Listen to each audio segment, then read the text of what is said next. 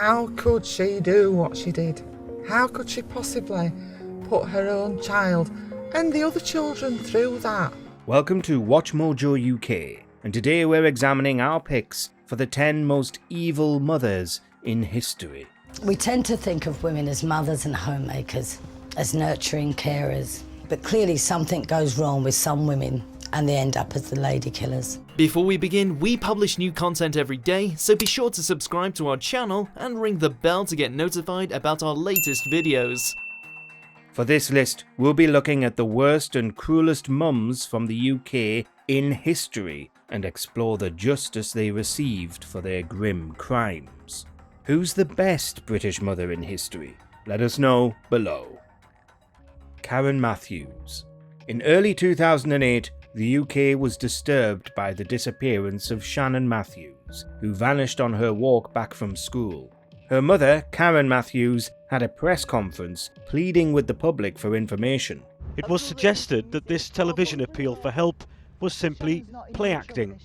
She denied that too. After 24 days, amazingly, Shannon was found.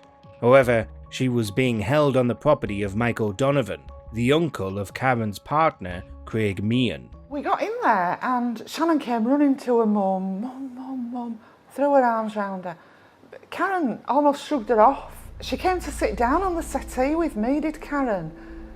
And Shannon stood up and I said, Karen, go play with her. And I had to encourage her to be with her daughter. Shockingly, it soon came out that Matthews and Donovan had kidnapped and held Shannon so that they could pocket the £50,000 reward money. He wasn't involved in the abduction. I asked him to look after Shannon. In 2009, both kidnappers were found guilty on several charges and were each sentenced to 8 years in prison. In 2012, having served half her sentence, Matthews was released from jail. Louise Porton. In 2019, Louise Porton's daughter Lexi suddenly passed away. Then, to add more tragedy, just 18 days later, her other child Scarlett perished. As the investigation got underway for how this could have happened, the police discovered suspicious searches on Porton's internet history. Then, the cops found her daughters had experienced several medical emergencies previously. During the investigation, it was found that Porton, who really enjoyed her social life, seemed to see her children as a hindrance to her fun. Even at the funeral parlour for Lexi, she was accused of video calling a man and laughing. So she went to extreme measures. In 2019, Porton was found guilty of both murders and sentenced to a minimum of 32 years in jail. Sarah Barras.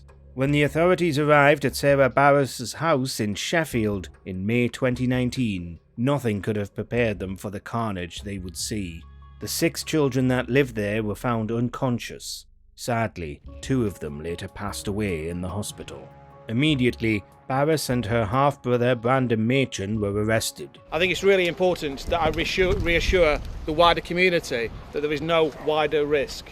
2 people have been arrested on suspicion of murder and remain in police custody. During the investigation, it was discovered Barras had planned to take the children's lives instead of them possibly going into care.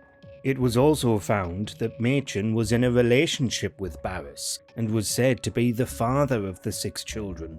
Barras and Machin pleaded guilty to multiple charges and were sentenced to a minimum of 35 years in jail. Mick Philpott. In May 2012, the UK was in shock at the destruction of a house in Derby. An arsonist had set the property ablaze, leading to the demise of 6 children inside. The parents, Mick and Mary Philpott, appeared at a press conference to plead for information about the person responsible. One thing that they don't do throughout the entire press conference is appeal for help. Who set this fire? Who killed these children? Why? Because he knows he did it. However, they were the culprits, along with their friend Paul Mosley. They had planned to set the fire and blame it on Mick's ex-mistress. Only their plan inadvertently cost 6 lives. It was clear from the discussions they had that night, they were getting their story right. There was no discussions, were there, about grieving for the children. It was all about how many times did you say to them that I went up the ladder. In 2013, Mick, who was seen as the instigator, received a minimum of 15 years for manslaughter, while Mayreed and Mosley got a 17-year sentence each. I've never dealt with a case as sad as this, so there isn't a winner in this by any stretch of the imagination. All we've done is really try to just seek some justice for 6 children who are no longer with us, that were on the cusp of their lives, and hopefully we've got justice for those 6 poor kids. Mayreed was released from jail in 2020, serving only half her time. Angela Gordon. In May 2008, the authorities were alerted to the sad demise of Kara Ishak in Birmingham. Weighing just 2 stone and 9 pounds, Ishak had picked up an infection and couldn't recover. When you have professional doctors with so much experience reduced to tears in the dock based upon what they've seen with respect to Kyra, it's moving. As the police investigated, they discovered her mother, Angela Gordon, and her partner, Junaid Abu Hamza, subjected Ishak to extreme abuse. The cupboards were full of food, but a lock was used to keep the child away. Her mother, Angela Gordon, had kept the fridge stocked up with food, but Kyra wasn't allowed any. They even told Ishak's school not to feed her 2 helpings.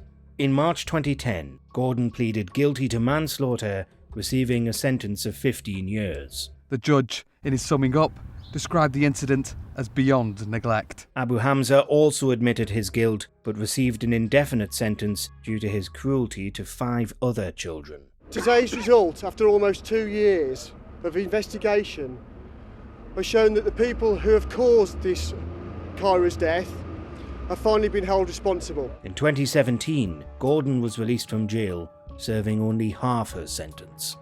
Geordie Simpson.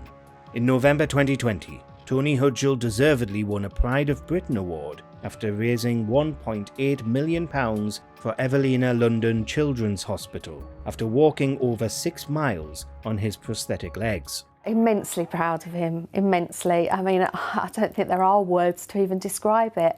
He just inspires us all. He's a very, very special little boy. He'd come a long way since being adopted from his biological parents, Geordie Simpson and Tony Smith. I wouldn't like them near any children that I know, and they could be anywhere. The duo had injured him so badly as a child that his legs were beyond repair. In 2018, Smith and Sampson were found guilty of abuse and were sentenced to 10 years in prison. Simpson immediately appealed her conviction with no success. However, in February 2023, even with government interference to block it, Simpson was released from prison, having served less than half her sentence.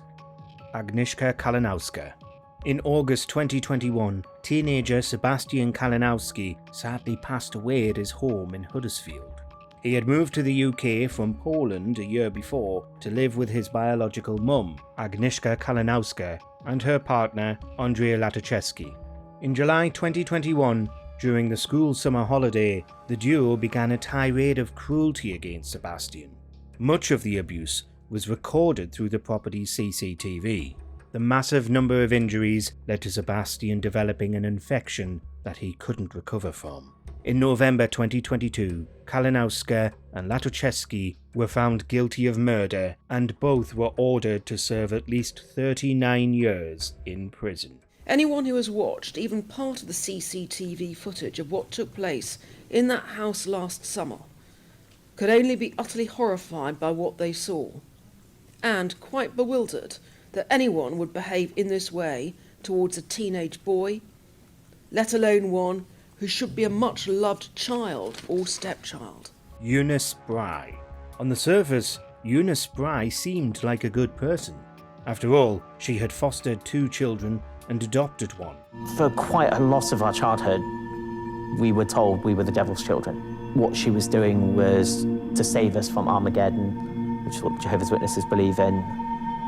We accepted it for quite a long time that actually we were doing things wrong and that you deserved it. That we deserved it, yeah. But then, her twisted view of parenting was discovered when Victoria Spry escaped and told the authorities the truth. I am proud that I did something, and I'm proud that I've given my siblings probably a better shot at life, a much better shot at life, and I'm very humbled, but but very proud that I did that. From 1986 to 2005, Spry horribly abused those in her care throughout Gloucestershire.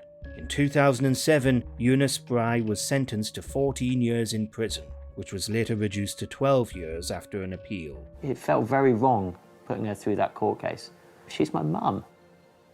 But the sentencing told me how serious this was. When a judge sits there and says this is the worst case he's ever sat on. In 2014, Spry was released from jail. Those who were under her care each released books on their experience in the Nightmare House. Sadly, Victoria passed away in 2020, which her siblings believe is due to the trauma she sustained. Amelia Dyer. In 1896, the police made a grim discovery when a package containing the body of Doris Marmon was found in the River Thames in London. The wrapping contained the address of the house of Amelia Dyer, who had recently moved to the area. Soon after they arrested Dyer, the remains of 6 more children were found in the Thames. During the investigation, it was discovered that Dyer was a baby farmer. Essentially, she received payment to adopt children. However, this was fatal to them. Amelia Dyer was a murderer, and she knew what she was doing. This was a calculated career plan that she'd embarked on and sustained over 30 years, come what may. 3 weeks after the discovery, Dyer was executed for Marmon's murder. However, it's speculated she could have amassed a body count of 300 or more over 30 years, which would make Dyer the most prolific serial killer in British history. Her death closed a casebook on one of the most deadly serial killer cases in British history. Rosemary West. In 1994, the UK was horrified as news came out about the litany of brutal crimes that took place by Fred and Rosemary West. In the space of 20 years, Fred West is believed to have slain at least 12 women, the majority of which involved the participation of his wife, Rose West. For Rose and Fred, it was all about sex from the very, very beginning. Fred was the originator, but he found the perfect sorcerer's apprentice, the perfect partner. In addition, they abused their own children, and Rose murdered a stepchild. All told, the children made 31 visits to the hospital from physical abuse. Both Fred and Rose derived an enormous sense of power from the action of abduction. Fred took his own life, and Rose protested that she was forced to participate in the spree. However, not many bought her story. In 1995, West was found guilty on 10 counts of murder and sentenced to life in prison with no chance of parole. It's a chilling thought that this beautiful countryside could be concealing the unknown victims of Fred and Rosemary West.